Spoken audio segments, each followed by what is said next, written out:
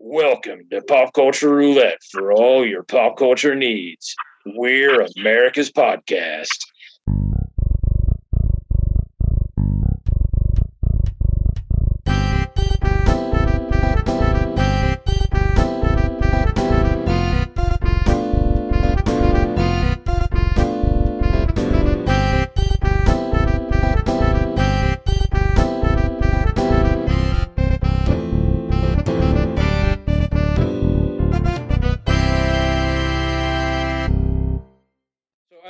As a sportscaster, you will probably appreciate I stole that directly from the Cowboys.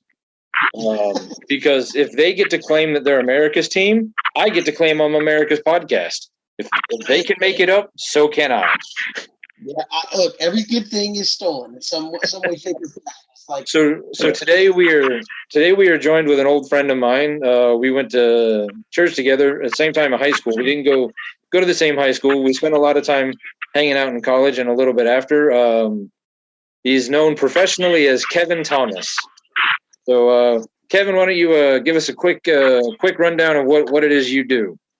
I do a little bit of everything, but man, it's good to talk to you first and foremost. But I'm with ESPN Radio, Savannah, Georgia, ESPN Radio, Coastal Georgia, and ESPN Okefenokee. So it's three stations in Coastal Georgia along the coast. One a little bit farther inland, and I'm the general manager / chief bottle washer / trash anyway. But I host a show every day with two other guys. One a guy named BJ Bennett, who is the editor and publisher of a website called SouthernPigskin.com, which does nothing but talk Southern college football all year long. SEC, ACC, Sun Belt, those kind of things. It started out with the Southern Conference, which is an FCS conference, so we'll throw a little bit in there. So he's on the show with me, and then the other guy on the show is a guy named Ben Troop, who played high school football in Georgia, played at the University of Florida, was the first pick in the second round. He was the first overall pick by the Titans back in the 2004 draft. So he played for the Titans for a couple of years, with I think a little bit with the Raiders, Bucks, named Ben Troop. So me and BJ and Ben Troop, we all do the show together every day, 3 to 6. I do a little high school football locally, a little high school basketball as well. So I stay busy doing a little bit of all of that. So yeah, I talk sports. You said, hey, I wanted to have you on to talk sports. I'm like, well, I do that. We talk about other things as well. Can't all be sports, but yeah, most of the job is sports related or talking about stuff happening locally, nationally, as the case may be. Yeah. So I determined a while back that sports is pop culture. I mean, you can't really anymore. I mean, maybe I don't know how many years ago it didn't used to be, but I mean, how many? They make just as many movies about any sport there is, and then all the athletes who try to be actors, or every time LeBron shows up in a movie, it's like you can't. Those two things are very intertwined. So we and one of the guys I do the podcast with, we're trying. Well, he keeps threatening to start a sports podcast, but he's been threatening that for years, and we haven't gotten anywhere with it yet. So I keep talking about it. One of these days he'll actually do it. No, but you're right. I mean, sports, and I mean, you said sports is pop culture, and it used to not be that way necessarily, but the advent of social media and things of that nature, where the fans, I mean, you've always had sports talk radio, obviously, but now anybody can say anything to anybody at any time. And when you talk about so many things to grab people's attention in this day and age, with podcasts or streaming music or Netflix and Amazon, all the stuff that people can do, there's only a few things that are appointment, and that is one of them, first and foremost, is live sports. So that's what brings everybody together in the same place, because this in sports, if you miss it, you missed it. Yeah. Right? I mean, right. And it's one of those things like a DVR. It's like, hey, I DVR'd the game. Well, if somebody hits me up with my phone, it's like, hey, you missed. you just blew the whole thing. Like you can't Yeah. go back and relive that moment. So you have to catch it live, and I think that's why so many guys are pop culture stars, because that's one thing that pulls everybody in, and we're pulled 100 different directions is those sporting events. Well, and then you get like I mean, I brought up LeBron. I mean, he moved out to LA just basically for his acting / media company. Like, I mean, he didn't necessarily want. Well, I mean, I'm sure he wanted to go play for the Lakers to go prove that he was the best. But being in LA, I'm sure helps when he wants to be in Space Jam 2 or whatever. If he wants to do another crappy Amy Schumer movie, but right. I agree. And look, I think there's one thing you see with professional athletes now, and people get upset for athletes for doing this but I mean, the money is so good in professional sports that you see guys when they become superstars, it's never about sports. It is a some extent, but think about your LeBrons, or maybe you look at younger guys like a Fernando Tatis Jr. or guys like that. Yeah, it's about sports, and they're going to get paid a lot of money. But you'll hear guys in professional sports, and you didn't hear this. I don't even think you heard it, maybe behind the scenes some 20 years ago, talk about my brand. What's my brand? And how many other things can I get involved with my money? And I mean, LeBron, as you said, for as much as he plays basketball, he owns pieces of companies, restaurants, all that kind of stuff. He's involved in so much. It's not just him. It's Shaq and guys like that. It's sports, but it's everything that brings to the table for you. And you hear guys talk about brands and all that. So yeah, when your favorite guys are brands. But I mean, 20 years ago, when you talk about brands, the only one you had really was Jordan, maybe Tiger, but Jordan was one of the first, if not the first, to kind of be his own brand. No, it's true. I think Bo Jackson had the Bo Nose thing, but it was never like. Yeah, but that was never Bo Jackson on his own. That was just the Nike, Jordan. I mean, I know Jordan was part of Nike, but I mean, Air Jordans, it was almost more just Air Jordan than Nike Air Jordan. It was, Oh, no, you're correct. And there's been jokes about this on the show. He's like, you have guys today who are like, man, I love my new Jordans. And I've never been alive long enough to see Michael Jordan play in anything, but they know that name, Michael Jordan. Well, we were joking recently on my podcast about Madden, like whatever they're up to, 21, 22. And we're like, there are literally kids playing Madden right now that don't know that Madden is short for John Madden. Like, it used to be named after that guy. Now it's just Madden football. Like, there are kids playing it who don't know why that's the name of the game. Oh, yeah. And again, Madden's older than that. I think Madden's like 30 years old. It's just following the years. Well, yeah. Well, I mean, But you're right. Yeah. There's people who know the brand Madden, and like, if you put a picture of John Madden in front of them, who is this? Because I don't buy that game often enough because I don't feel the need to buy it every year. I don't remember the last time I've seen. I know there was some sort of anniversary edition they did not too long ago where they threw his picture on the cover, but most of the time his picture's not on the cover. I don't even think he's in the game. Like, yeah, I don't think so either. He's just sitting home counting royalty checks. Probably. Yeah, that's. But you were saying something there that got. Well, we'll get back to that. I'm sure. I'm trying to remember what it was you said. But I know what it was. So you guys are down there, so I assume that you must have to spend a lot of time on it.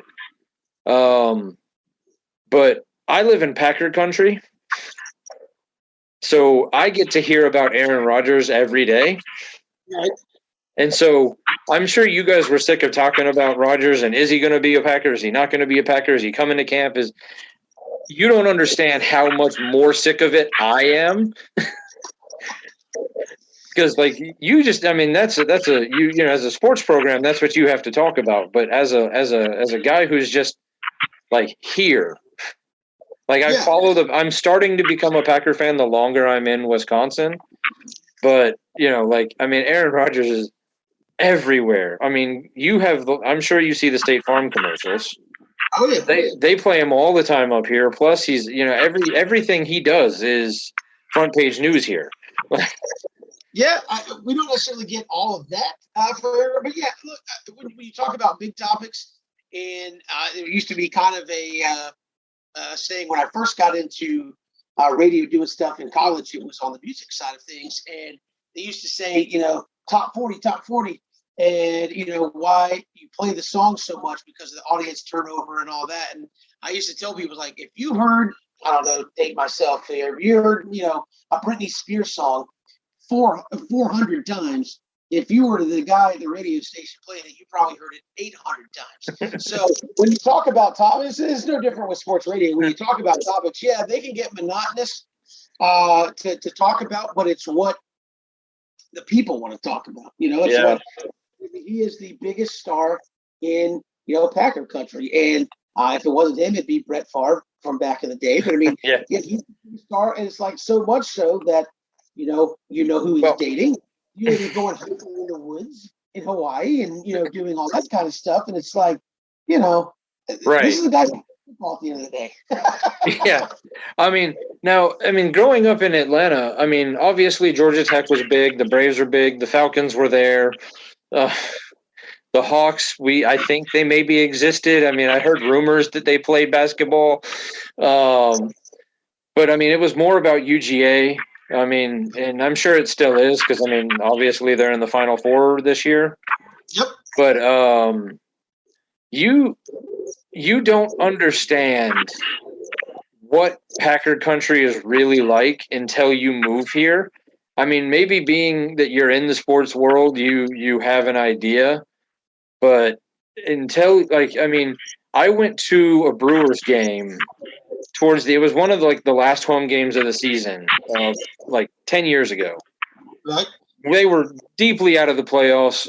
90% of the crowd was there wearing Packer jerseys. They were in between innings. They weren't showing highlights of the game or running the little quizzes. They were literally just showing Packer highlights from that day's game. When you went to the concession stand, instead of having the game on the closed circuit, they had the Packer game on, and there were at times more people standing around that than actually watching the game.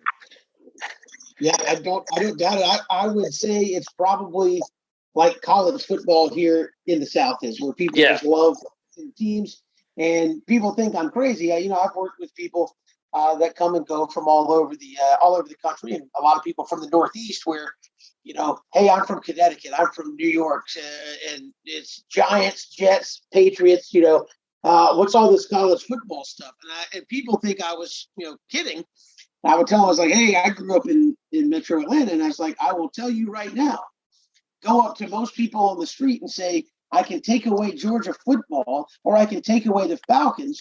95% of the people will be like, see you, Falcons. It's not even close. So it's like, it's a much bigger affinity for 100%. Except for that year I lived there that the Falcons went to the Super Bowl. I think most people I remember were like, wait, there's a football team here that's not Georgia or not Georgia Tech. Now this, speaking of college football, what's crazy? All right, so I went to Atlanta Christian College. What's changed its name to Point University. Oh, I didn't know that. So it used to be in East Point, Georgia. Now it moved out of the city. I think it's out closer to Woodland, but I don't remember exactly because I have not been there. But when I was there, we barely had enough people to put together a flag football, just an intramural game, just for fun. Now they have a football team that I watched on ESPN this year. It was only one game, and they were playing. What's the other bigger college in Atlanta? Not Georgia Tech, but it's right outside of it. That just went. Kennesaw State, Georgia State. Georgia State. That's it. They were playing Georgia State. They had no business playing Georgia State, but and the final score definitely showed that. But it was like, man, what happened to the college I went to? Well, first, now it's a university, and secondly, they have a football team. I don't even remember what division they are. I think they're I mean, I think they're bigger now because I know when I went there, they were NCCAA, like Division II. I think they've moved up to NAIA or something like that now. But yeah, it's crazy. No, football is it's a big. Everybody calls football the gateway to the school. So that's what you say. Why do all these schools fork out all this money and do it? That's why it's the doorstep to the university to get people to know about what's going on. And I mean, it sounds ridiculous, but again, people are like, Alabama winning the national championship increases enrollment at Alabama, and you're like, but that has nothing to do with the school. Well, it's the football team, and people are excited they want to go there. And so, good studies. Basketball's the same way. You win a national basketball, people want to go to school there. It's crazy. Well, and I'm sure Georgia State or Georgia Southern, whichever one it was, paid Point University quite a bit of money to come get their tails whooped. Yeah, understood. And then you become Appalachian State and start winning, and then they stop scheduling you. That's how it goes, for real. But that's pretty cool. I did not know that they changed their name. And in the last less than 10 years, they changed their name, because I know last time I was looking for a job, like when I would get into the interview, they're like, "So we looked up your college," and I was like, "Okay, it changed its name. It's still the same thing, and I'm still accredited, so my degree still counts." Yes. But they didn't change .com or anything like that. So yeah. So what do you get to? I mean, so you do the play-by-play for a high school. Do you ever get to do play-by-play for any of the colleges, or we have a couple of local colleges. We have that I've done way back when, some junior college basketball stuff. There's Waycross College. I've done a game for them. Then there was we had College of Coastal Georgia, which was in Brunswick. They were a junior college. I did some games when they were a junior college. Then they moved up to a 4-year school, NAIA, and I haven't done but maybe one in the last little bit. There's Savannah State, obviously, but we do not do their games on the radio. So we have them right there. There used to be Armstrong Atlantic, and they have since closed and kind of folded into Georgia Southern in Savannah. So that's the Savannah campus of Georgia Southern, which is just about 45 minutes up the road in Statesboro. So don't really get a chance to do a lot of the college stuff anymore, but I have done some in the past. Just started getting into the high school stuff there in the last 5 or 6 years, and doing football on Friday nights has been a whole lot of fun. That it takes up a lot of time on your Friday nights, but it's fun when you get to see good players, and that's probably the rewarding part that people don't get to see, is you watch players that you see in 9th or 10th grade, and then all of a sudden they go on to play college football, and you flip on the tube on Saturday, and you see all these players from up and down the coast of Georgia. You're like, hey, I remember that kid. And this one.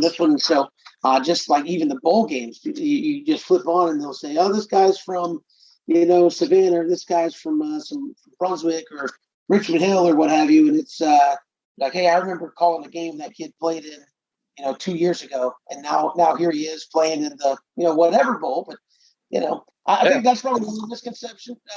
I don't say misconception. People know this. They just like to get fired up. But, people think as a sports guy, you have some kind of agenda about, what's happening. And I'll be honest, I tell everybody the same thing, man. I was like, when I do play-by-play, now this year we did one school and followed them every single week till the state championship. And people are like, oh, well, you do them every week. You're like, I want them to do good.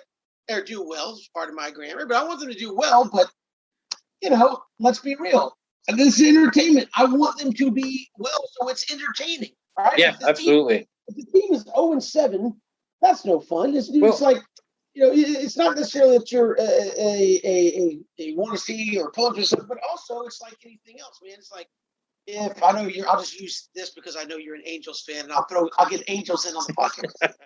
But if you did the Angels game every day, you wouldn't necessarily be a Mike Trout homer. You just be like, look, man, I'm with this team every single day. I know these guys. Well, these guys. I just want them to do well because I like them as people. That's it. I mean, it's different when you're on this side of it, so to speak, because you start to talk to people. I guess is the like this. It's just a guy, just like the rest of us, but you just kind of have a little more personal interaction. It's like, I don't watch bad things on them. You know, if they're playing my favorite team, they'd be like, hey, I hope you do okay, but whatever. But you generally know them as good people, and you feel those moments sometimes when you're like, man, I feel bad for, Kid X. You see those high school games, it's like, the kid is not going to play at the college level, and you're like, that's it. Yeah. It's like, and so it's like you get some of those moments like that doing this, and it's not so much like, oh, you hate. I think we like to throw that. I say we, I don't, but I think there's in the social media age, you get people it's like, oh, you're just a hater. I'm like, I don't hate on anybody. It's just you want to see the team you cover do well. It makes it more interesting. Well, I know. At least from my perspective, like when I'm listening to like the local guy, I expect there to be a little bit of bias because you're the local guy. That's the team that like you said, you covered that team all year. You were there for every game. I expect you to have maybe a little bit more support for that team. Or like if the Angels hired you to be the everyday play-by-play announcer, I kind of expect you to give them a little bit more favorable coverage. Now, if you're Joe Buck and you've been hired by the NFL in general, and you But even in that case, because I know guys like Joe Buck and it'll get like, oh, you're over. Well, listen, that is such like a different level of look. He wants good games. Nobody wants to do the national game of the week and have it be 42-7. So what are you doing? You're gonna hype stories. You're gonna hype storylines. Why? Because you're trying to make the broadcast more interesting. I think that's what. I mean, I'm not speaking for them. I just happen to know like this is what people talk about. Like, how can we make this broadcast interesting before it even kicks off or tips off or the first pitch or what have you? What is kind of the main storyline from a national standpoint? And I think those guys catch up.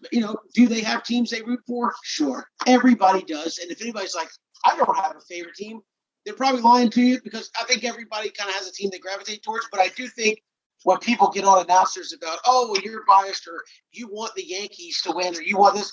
I mean, I'm not going to say that there's not a part of that in some companies and just be real. And the only answer I can give you is why is that?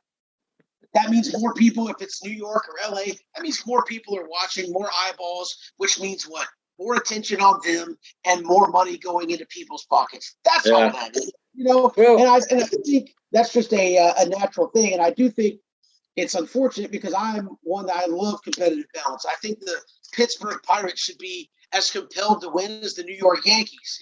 I think the Cleveland Browns should be as compelled to win as the Dallas Cowboys or vice versa.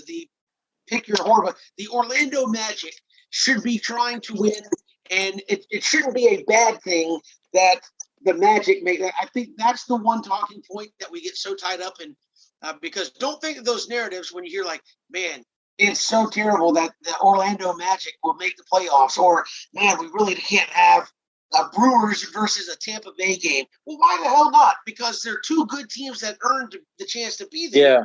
You just want the most eyeballs you could possibly get. And what does that give you? Yankees, Dodgers, Red Sox, Dodgers. And then so that's why.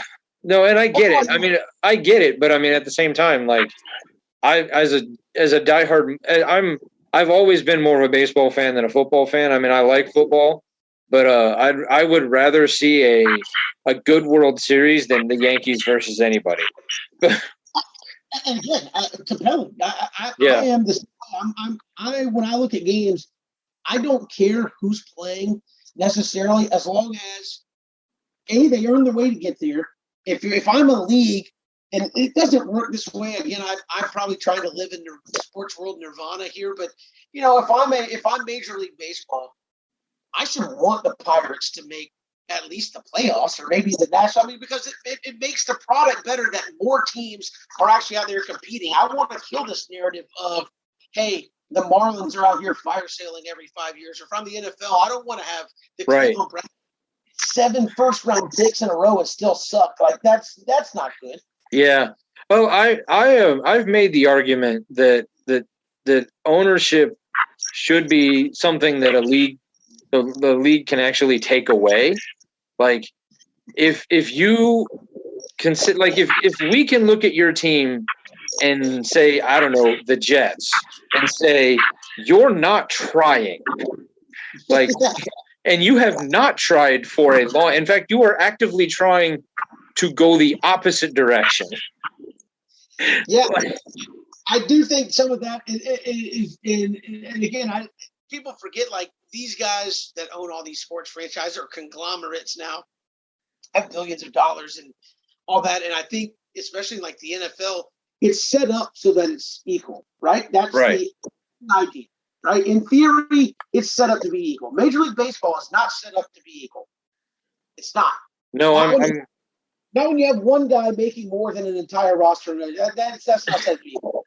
But I do think that is a problem with sports, where you do have guys who get in as owners and their bottom line is, hey, this is a fun thing for me. It's an investment. And if I get the checks rolling in, and by all accounts, every single sports team in America is making money. Last I heard, I've not heard of too many. Even in the pandemic, you are seeing reports of Major League Baseball teams are awash in cash. And that's with nobody showing up to a single game 2 years ago and all that. So these guys are making money of some sort.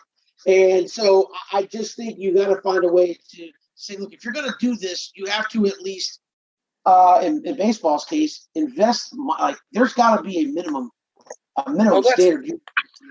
That's, I mean, as much as I'm sick of the NBA just in general, I do appreciate that they put like a minimum salary cap in. Like, your team has to spend at least this much. Like, you can't spend more than this, but that way I feel like the NBA, well, also half the league makes the playoffs, but I feel like the NBA in general, I mean, you might have a team that's bad for a year or two, but you don't tend to have a team where you're like, hey, you haven't made the playoffs in 19 years. Right. And then, look, and I think that's good for fan interest to keep it going. There is a minimum spend threshold in the NFL. I think it's 97% of the cap you have to spend. So everybody, again, in a draft and in the cap spend, it's set up to be hypothetically a crapshoot in terms of, over the span of 2 or 3 years, everybody should be hinting at making the playoffs on some level. We know that doesn't happen. We have a team down the road from where I'm sitting in Jacksonville. Well, they Well, that's with that being said, Major League Baseball is not set up that way, and it should be. I think you need to have, and for the Jets and Cleveland, it's got to just be bad hires, bad decision making. I don't know that an owner is out there saying, I want to lose every game. I just think there's an apathy for some of them to say, look, I'm just going to hire who I want to hire. If it works, because it's the NFL. I'm going to make mine regardless. And so I think that's where it gets interesting. I don't think you can just go and say you're not an owner anymore. But I do think it's weird in a league designed for parity that certain franchises just classically stink every single year and haven't real headway. Well, and I'm hoping with this current lockout and the player union and the MLB associate, the owners, maybe they do come to some sort of arrangement that forces a team like the Pirates to spend a little bit more money, or forces because I mean, the Rays have found a way to be super competitive and be one of the lowest market teams. Yeah, there's a way, but I do think, and I think that's going to be some of what they argue about, is everybody sees the upper crust, right? Right. This term, but I'll say it: the 1% of baseball, where you see the Mike Trout dollars, you see the Max Scherzer dollars, and all these cats are getting $150, $200 million contracts. Here in Atlanta, people are talking about, why won't the Braves just give Freddie Freeman $200 million? Well, teams are doing that, but the mid-level guys, your non-stars and your non-rookies, are kind of in the middle, and they aren't getting paid. So your kind of very good average MLB veteran has seen their salary go down.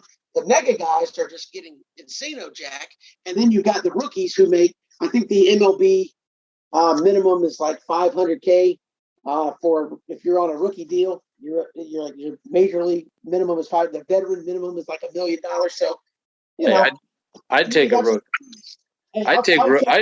I'd take rookie minimum. Yeah, I'll take that right now. But I think when you're talking about in terms of the millions of dollars, they're looking at it as an organization saying, look, you're paying all these guys up here, and then the guys in the middle are getting either a small amount or they're getting cut. They're getting cut. They're getting traded for guys who make the major league minimum. So you have this gap of megastar money, major league minimum, and all these guys in the middle are like, see you, man, we'll just move on and not pay anybody. Yeah. I think that they're trying to eradicate, as well as forces some of these teams to spend money. Because I saw Max Scherzer got that huge contract, and he made more.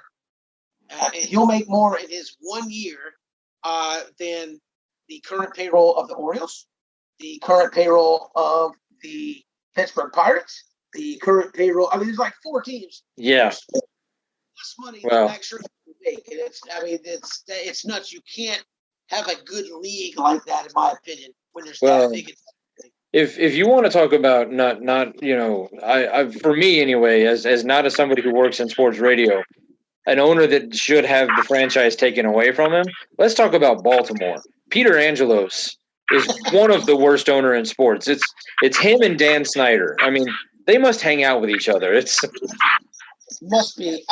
And again, I think that's, to me, a baseball problem where you look at the Orioles, who classically haven't spent, I would say classically, at least in the last 10 or 15 years. But I mean, this is a franchise that back when I would say in middle school and high school was a solid franchise. You had your Cal Ripkens.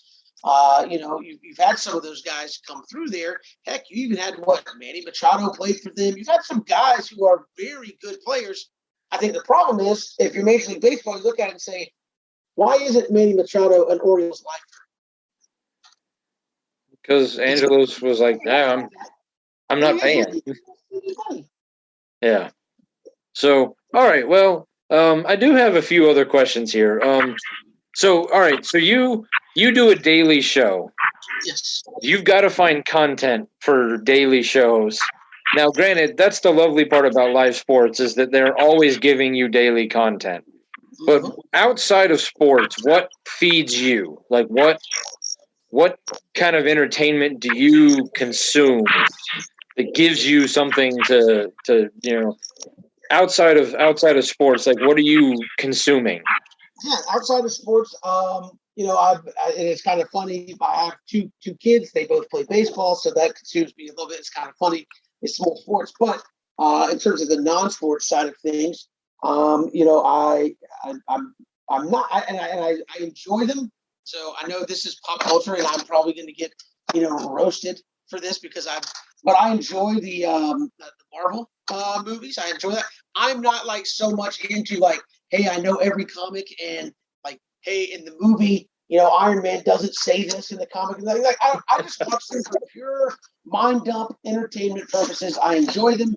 And most of them I have seen are very, very good. And I do enjoy music. So I enjoy my kind of forte. I enjoy country music. I enjoy kind of classic rock. I'm kind of getting to that age where I'm like, that's it. You always heard the joke, like you get to a point, you're like, that's it. Pop culture can keep going that way. I'm going to live in this zone. So maybe I'm the old funny, but I enjoy 90s rock. I think that's a style of music. And in the early 2000s, you don't hear that anymore. And I was telling somebody this the other day. I was like, when you think of rock, you think of now it's like there's Greta Van Fleet, and that's maybe a couple others. Yeah. Who's playing that kind of style of music anymore? It's all electronica or like rap over music kind of stuff, and it's just like it's just, to me, I'm not into that. I like the rock and roll and the country music. There's not a lot of new rock bands. I mean, you still got the Foo Fighters going strong and Metallica going strong, and like basically like all the guys that we grew up with in high school, middle school, somewhat, but some of the because obviously Metallica was even earlier than that, but And then like for a new band to make it, like, it's really difficult for new rock to find a place. It's out there. It's just hard to find. Where did it go? I mean, like, think about this. You have all kinds of, it doesn't even have to be like grunge, but you go back and it was, as you said, Foo Fighters, Third Eye Blind, Matchbox 20, even like Blink 182, and guys like that, Green Day. Who is playing that stuff anymore? Like, I'm saying, like, I'm not saying like, you don't listen to it, but I'm saying of a new band who is playing music of that style, you don't hear it, and it's sad. These kids today don't know what music is all about. So I'm assuming that if memory serves, you and I graduated high school the same year. Yes. Which I don't know if you want me to say what year that was. So we both graduated in 96, which means we're both 43. That's right. Okay. I work with a couple of 20-year-olds, 25-year-olds, and I'll bring up a band, and they're like, "Oh yeah, I think I heard of them. They're kind of," and it's like, "Oh, geez," like, or I was talking to the kid today, and he's like, "Oh, I was born in 96. Oh, great. I graduated high school in 96. That's right. These kids today, I'm telling you. No, and again, everybody enjoys their own generation's worth of music, right. But I got to look at it and, and again, everybody can like what they like. I just don't get into it. I mean, there's some of it that's pop, and it's, I hear it, and it's got a catchy beat to it, but I don't just do it like I do the stuff that, I grew up listening to, whether it be, I dig on rock from the 60s, the 70s, the 80s, 90s, early 2000s. And then somewhere in that 2008, 9, 10, it just kind of faded out, seemingly. And you get a lot of electronica stuff, your Iris type stuff. And I'm like, that's just not, that's not for me. That's not what I enjoy. Right. I tell you what, so leaving Atlanta and losing 99X, like, losing that station, like, I have not found a station that I like as much as 99X since I've left it. And my understanding of is that station's dead now anyway. Well, I say that I don't work in the Atlanta market, so I don't know 100%. But I think at one point it came back as like Planet 99 or something like that. And somebody said for a minute they revived it as 99X, and it's been a while. I actually had a friend I went to college with who DJ'd there, and I'm probably going to say in the mid-aughts, 06, 07, 08, somewhere in that range potentially. And it was back to, that 99X. But frequency may be around, but 99X, I don't think. So, I mean, I think for music, unless you are really mainstream, like, people have to actively hunt you out. So it's kind of like this podcast. Like, I have to find a way to promote it. I have to find a way to get the audience, because I can't just, like, back in the day, you had the only option you had was terrestrial radio. Right. And, there was only so many stations. So, and if you could get on that, you were golden. Like back in the day when there was only like 5 channels, like, you didn't have cable. Like, I didn't have cable until 96. So if you made it to ABC, you were famous, Now it's like, oh, you got a show on ABC. Oh, how cute. You're still on network. Well, I just came up with this when talking about music, and I'll see if you kind of get the analogy here, but I feel like, it's also trendy now.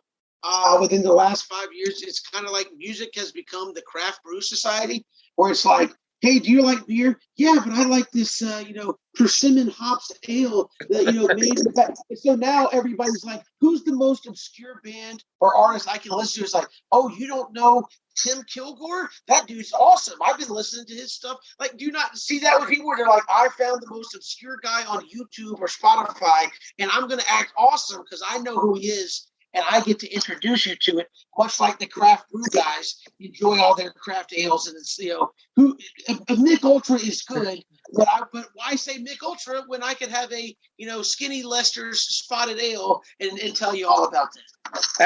Absolutely. I used to be that guy in college. I can tell you that much. oh, you listen to that? Oh, gross. Well, secretly, I definitely had every album of that band. Like yeah. And there's But nothing wrong with like somebody being a fan. Like I feel like sometimes it's like not totally the Nickelback thing, but like people like I know, but people like you get famous. Like I can't believe you listen to that. I can't believe Garth Brooks. Like it's okay if famous people make music. It's okay to like it. Like you hear it now, like Luke Bryan. Do I like all the Luke Bryan stuff? No. Does he make good tunes? Sure. It's like I can appreciate a good tune. With people out there trying to, it may be cookie cutter and but it makes a buck, but it doesn't mean it's bad music on the whole either. I'll say this about Nickelback. I'm not against Nickelback. Like they're not my favorite, but I don't hate them like the way a lot of other people do. But a lot of people say they hate Nickelback, but when they tour stadiums and they sell out. So you might all say you hate them, but somebody, they're selling out stadiums. I mean, if they were only selling out like the local dive bar, then okay, yeah, you can maybe make that claim. But when they come to town, they pick the biggest venue in town and they sell that place out. And that's the thing I never understood about like certain and like obviously when people get big, they change their style. There's so many people that I liked that I caught early in their career, really dug their music. A guy like Chris Janson. I love Chris Janson. Go listen to his early stuff. Very, country, deep country twang. And now, he gets into more of the poppy stuff that, Nashville wants to put out. And that's okay. It's still a good song, but he changed a little bit. Does that mean he's a sellout? No, the man's trying to make his cheese, man. And that's the situation people are. It's like, you can't call somebody a sellout because they got famous and they got popular and people like it. It's like, it is what it is. Every single person out here would do the same thing, to have something hit like that and have people enjoy what you're doing, even if it's not quote 100% what you would be doing. People started liking you for a reason, and they're going to continue to follow what you're doing. So I think that's all part of what's with podcasts or anything. If you go from a podcast that has X number of listeners to 6 months from now, you have 10 times that amount. Did you sell out? No, people started liking. More people got accustomed to it, and they started liking it. Does that mean you change a little bit of what you're talking about to hit that large audience? Maybe, but I mean, no. But I am available. I am available to sell out at the drop of a hat. I mean, if Blue Chew wants to come advertise with my podcast, by God, I will advertise Blue Chew. There you go. I mean, and again, that's the part I think people miss with all that. It's like there are things that are popular that are. And while you were talking about it, it got me thinking. And because this is within your own company, I don't know if you can say it, but I remember when Stephen A. Smith first started, he was not necessarily the loudmouth that he is now. Like he was more animated than other guys. Like he wasn't the black or white. Like this is like this team is horrible. I hate the Cowboys. He clearly, as he got more famous and his stock rose, has become more of the loudmouth braggart kind of guy. So I mean, he's kind of like Nickelback, where like I think people love to hate him. And again, those guys are paid at some levels to be personalities as well. So he's paid to be bombastic and to say things that are necessarily outrageous. That's what gets people. Man, it's not so much anymore to get people to agree with you and like you. It's just get them to do something and do anything. And Anthony Smith is certainly that guy. I'm not saying he doesn't believe some of what he said. I'm sure on his heart of hearts he kind of does. But those shows at the end of the day, and you can talk about how things have evolved. But I think when it comes to sports and the way they are presented, it used to be the E was small, and it would be more, hey, I want you to talk about sports, have a good take, get people engaged, stand behind your positions. Now it's, hey, throw something out there a little outrageous and see if people will jump on it and drive engagement that way. And certainly the E, the entertainment aspect has come way up. It's seemingly much more important to be a personality than it is to have great takes. And that's I shouldn't even say that. It's much more important for somebody to be a personality and come with hot takes than it is just to be a guy that has great information, great knowledge, and can break down what the heck is going on in the realm that you're covering or talking about. So, yeah, I mean, I think Skip Bayless, some of those guys, they're the kind of the dawn of the hot take, if you will, where it's like, I'm going to say something outlandish, and whether I 100% believe it or not, somebody's going to love it, somebody's going to laugh, and somebody's going to be pissed off. And I really don't care which of the three they are, because all three of those will hook you in and have you interacting with me and my show and keep you with them. It's like the old, you ever see the Howard Stern Private Parts movie? Yep. When they're an average Howard Stern listener listens to Howard Stern for 20 minutes. The average Howard Stern person that hates him listens for 2 hours. It's like, okay, it doesn't matter. But, I think that's what we've kind of got to the table of, hey, it doesn't matter if you like me or not. It matters if you're engaging in what I say. Call me whatever you want. You're getting me clicks. You're getting me retweets. You're getting me likes. You're getting me follows. And at the end of the day, I don't give a rip if you like me or not. Every click, like, and retweet, just putting the old greenback in my pocket. I hate to say it that way, but that's true. And absolutely. So that's why people say outlandish things is just click and tweet. So just out of curiosity, and you can not answer it if you want to, but so you worked in the ESPN globe.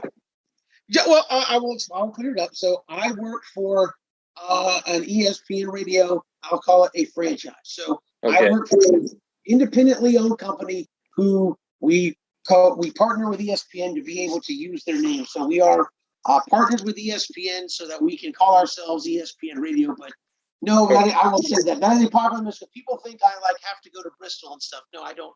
I don't have to do that stuff.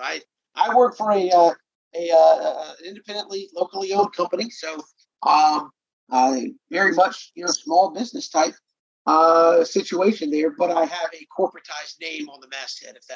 If that makes any sense. Okay, all right, that clears it up then. So you don't.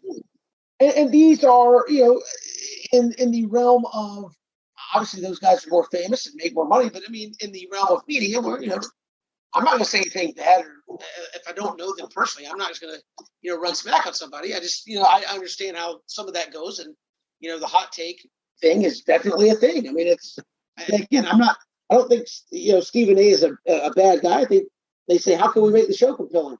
What if you came out and said, how about them Cowboys, allegedly the most popular name in the NFL, you just make fun of them all the time? Yeah. Guess what? They're going to tune in because that Boston Stephen A. Smith's hating on the Cowboys. He's not talking about the Cowboys. I mean, it just happened, but I know when the Bucks were about to make the NBA championship, he was like, Milwaukee's like the worst city. They shouldn't make the championship. And you know what? I mean, not to say this city wasn't already definitely engaged in the Bucks, because I mean, it's the first time since like 70 something that they had a team that was like, oh my goodness, they're gonna but man, that's all anybody could talk about for like a week was how much we hated Stephen A. Smith because he bagged on our city. And I guarantee you that drove, all sorts of, likes and dislikes and whatever, engagement to his platform. That's what you're saying. I mean, it worked. It absolutely worked. I mean, yeah, whether he believed Milwaukee was a bad city or not, I don't know. But I mean, it got this city focused, Oh yeah, absolutely. And again, I think that's just part of it. I mean, all right, like being on this side of the veil, so to speak, it's I think people are engaged. They try to get people engaged, and that's the name of the game. And certainly, some people do it better than others. And I think those are the guys that you see at the top. I'm not trying to paint them as like bad individuals or anything. I'm just saying they use my personality, be engaging, and if it drives people to love me, hate me, disagree with me, agree with me, all of those ways are ways that I can continue to build my brand, put more money in my pocket, and continue to grow what we're doing on the TV. So I mean, there's a way to bring it all together and be informative, and they do a great job of that kind of stuff. But yeah, the bombastic part of it in the day and age of social media is certainly a big part of it. Right. It's kind of the important thing. I mean, to drive in that numbers. All right. So here's where we're going to start getting a little weird. All right. So if you could wedgie anyone in history except for Hitler, who would it be? Why can't I do that to Adolf Hitler? Because it's boring and it's already been taken. Like people have already done that one. Anybody in history? Wow, that's what's just because he looks like he would probably be used to it. What is it? He's not the. Is it Prince Charles? Why okay. not? Hey, you can give me whatever answer makes you happy. Yeah. Doesn't he look like he's already been used to getting a wedgie before, like Prince Charles? I would say him. Yeah. Okay. I mean, he definitely looks like he's had a few. Yeah, and there's no good reason for it other than he looks like. I don't have to worry about any repercussions of getting punched in the face or anything like that. No, not from that guy. I mean, maybe the people he hires, but absolutely. All right. Now this one's going to require a bit of a preference of not a preference, preface of a story. All right. So it has come to the attention of the podcast that they call me an uncaring, unfeeling monster because it is my claim that I have never cried at a movie or a TV show as an adult or as a person who could control it. Obviously, when I was a child and 6 or 7, sure, I probably did, but as an adult. So it is my goal now to find what movies or TV shows, like what has made, has any of them made you cry that I got to add to the list to see if I can finally break that streak so that people will stop calling me uncaring. I don't think that makes you uncaring at all, by the way. I don't do that in a lot of stuff either. I don't know if I know people say like full on. So I was just talking to my wife the other day. She said I cried at the end of Endgame, because of I guess the spoiler alert, Tony Stark.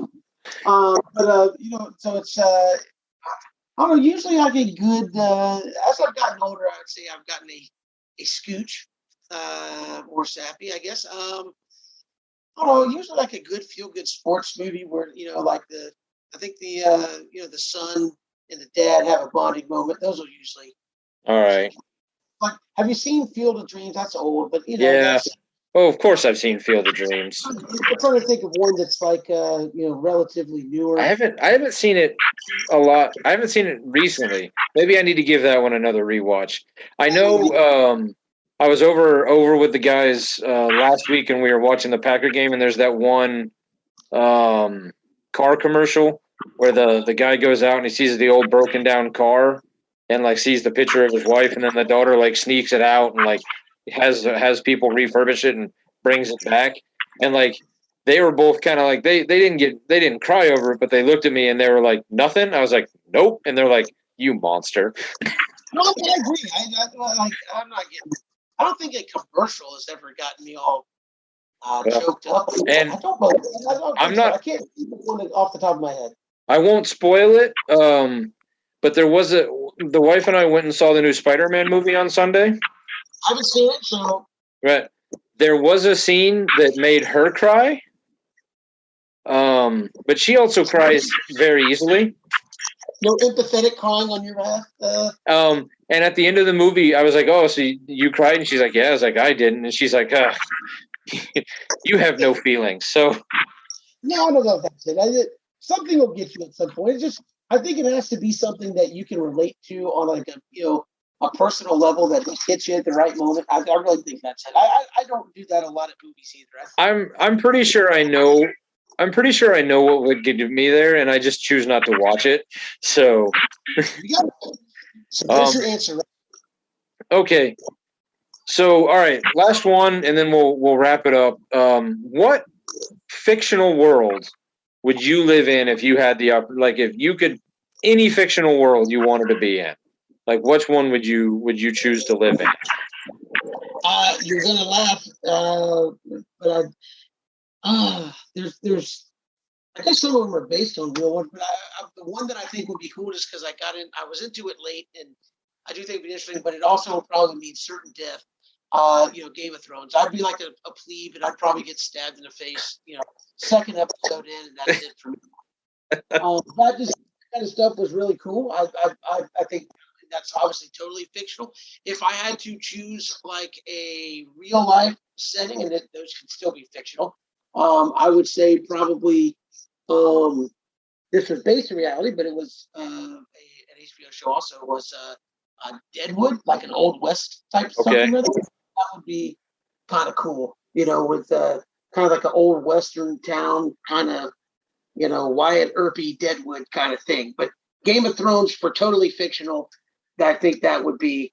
You're right. That could be fun. It could also be like getting stabbed in the face 2 seconds in. But I was asking somebody else, and we were thinking like, oh man, how cool would it be to live in the Marvel universe where like Iron Man is there and Spider-Man, and but it's like, unless you're one of them, like that world just sucks because the bridges are always blowing up, the highways are always getting crushed. Like you're always going to be late for work because some supervillain, blew up downtown again. No, I agree. If you're not one of the Avengers or something, it's like you're living in, because it's set in modern day, so you're living now. We're still doing the podcast, just Captain Marvel's flying around out there somewhere. That's right. She's having fun. We're just hoping that some alien race we didn't know about doesn't show up in my backyard. Great. You just never know if this is the day that a new alien race that wants to blow up half the world shows up again. That's true. And so, that's no fun because you're powerless. You're like, get me on the Avenger phone. I think even like the same thing with like, the Batmans and all that. It's like, you're just a person hoping the Joker doesn't get berserk today. That's really So I think one where you could actively participate in the romanticism of the environment. I think that would be interesting. But like you said, I think we all when we think of Game of Thrones, we're like, oh, I'm Jon Snow. No, we're probably half Ned Stark, half some plebe in the kingdom there, or King's Landing, who is shoveling horse manure most of the day. That's what we're doing. Yeah. So we all want to live the romantic version, but we're either getting thrown in the Red Keep or something's killing us in the first half of that act. And I thought it would be fun though, just to kind of be a spectator in that environment if you could. All right. Well, I appreciate you taking some time out of your schedule, especially during the holiday season, to sit down with me and just kind of reminisce and catch up a little bit. Absolutely. So I appreciate it, and I have yet to figure out a good ending for the interview part of the podcast, because normally I have we do news updates, so I have stories that I can kind of build into the ending, which leads me up to saying "Stupid never walks alone." But I haven't figured out how to do that with the interview yet. So I guess I'll just say "Stupid never walks alone," and then I'll hit this button here.